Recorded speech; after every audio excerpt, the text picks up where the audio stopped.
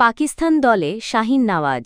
West ইন্ডিজের বিপক্ষে ৩ ম্যাচের ওয়ানডে ও টি-২০ সিরিজের পাকিস্তান দলে ডাক পেলেন শাহিন শাহ আফ্রিদি ও হাসান নওয়াজ। শাহিনকে ফেরানো হয়েছে ২ সিরিজের দলেই, আর নওয়াজকে নেওয়া হয়েছে ওয়ানডের জন্য। ওয়ানডেতে আছেন বাবর আজমও। আগামী ১ আগস্ট ৩ ম্যাচ সিরিজের প্রথম টি-২০ দিয়ে শুরু হবে পাকিস্তান দলের ওয়েস্ট ইন্ডিজ সফর। এরপর ২ ও ৩ আগস্ট সিরিজের বাকি ২ ম্যাচ। ওয়ানডে সিরিজের ম্যাচ ৩টি হবে ৮, ১০ ও ১২ আগস্ট।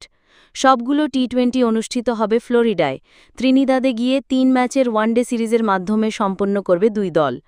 টি-২০ স্কোয়াড: সালমান আলী আগা অধিনায়ক, আবরার আহমেদ, ফাহিম আশরাফ, ফখর জামান, হারিস রউফ, হাসান আলী, হাসান নওয়াজ, হুসাইন তালাত, খুশদিল শাহ, মোহাম্মদ হারিস উইকেটকিপার, মোহাম্মদ নওয়াজ, সাহেবজাদা ফারহান উইকেটকিপার, সাইম আয়ুব, শাহিন শাহ আফ্রিদি, সুফিয়ান মুকিম।